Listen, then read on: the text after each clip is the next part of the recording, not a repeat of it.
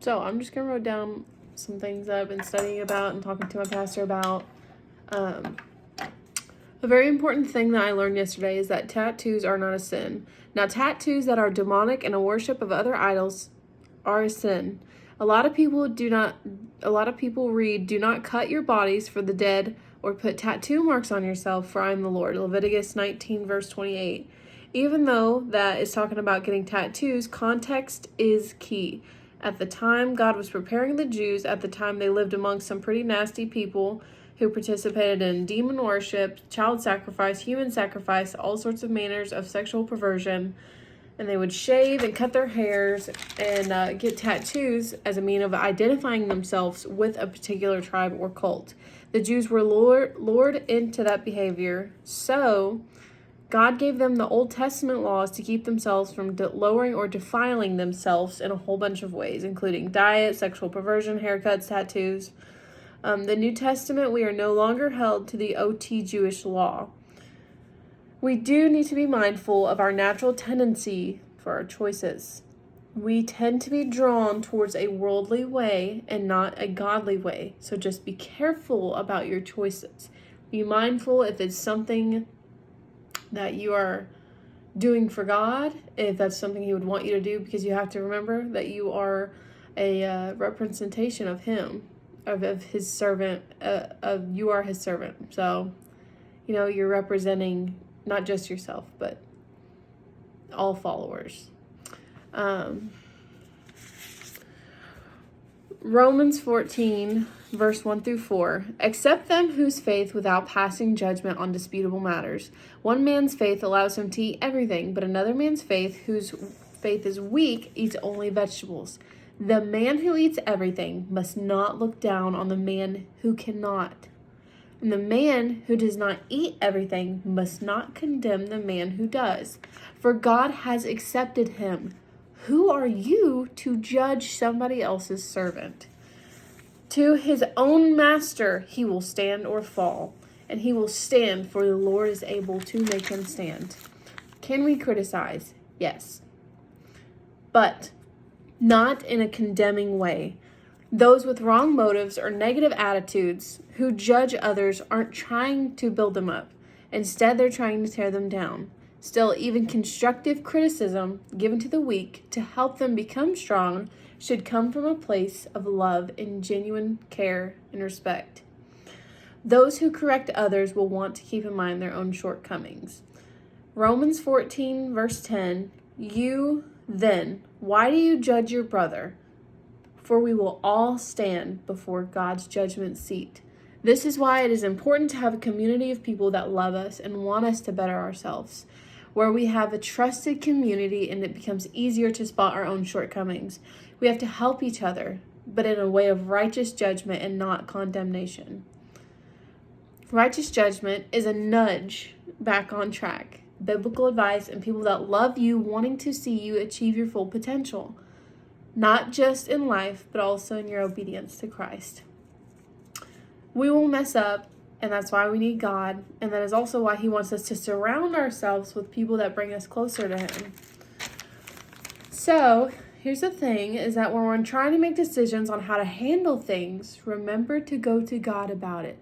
Don't run around judging and condemning people because you think that their sin is worse because they're an addict, or they have more struggles than you, or they are not doing exactly what you're doing. Stop looking at strangers. Stop looking at people as strangers and start looking at them as your brothers and sisters.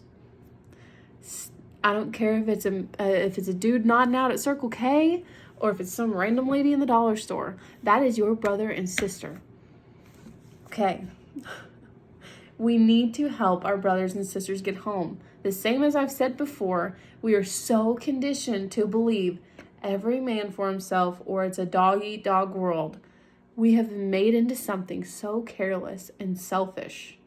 Romans 14, verse 13.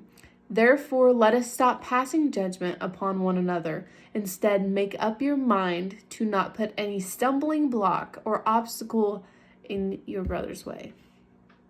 I know that we want to live however we want to. We want to wear what we want, dance how we want to, talk how we want to, and what is cute to us, and what is convenient to us. But God intends us to uplift and care for each other. So if we are doing something that is causing our brother or sister to sin, we have to care enough about them to not do everything we want in order to help them grow in their faith. So I will elaborate more on this. Notice how when we think about that, we want to dance how we want to. We want to sing how we want to. We want to talk how we want to. But God doesn't want us to think about ourselves. God wants us to think about all these people we care about, all these people that we love, all these brothers and sisters that we could be causing to fall into sin. And so this is just talking about all of our habits. And I know that this is going to, sound sucky to some people, but just like dressing modestly, it's not all about, oh, I'm just this good person and I dress modest and, whatever. But there is some man somewhere who has been begging with God, please help me to stop being lustful. It is your job as God's servant to be mindful of that and say, maybe me dressing different can help him stay on the right path. Maybe you not smoking and drinking in front of someone, trying everything they can to put their life back together will help them stay on track. These simple things that we don't think twice about may make a world of difference in our brothers and sisters' life.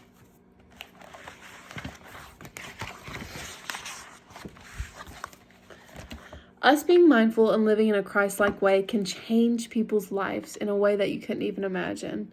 For example, if you take someone who has severe meth addiction for 12 years and place a bag of meth in front of them, when they're 7 days clean, the chances are that they haven't built enough strength against that temptation to look at it and walk away. Now take any temptation and replace that. Lust, drugs, alcohol, gossip, etc. Matthew 18:6. For anyone who causes these little ones to stumble, it would be better for them to have a millstone tied around their neck and drowned.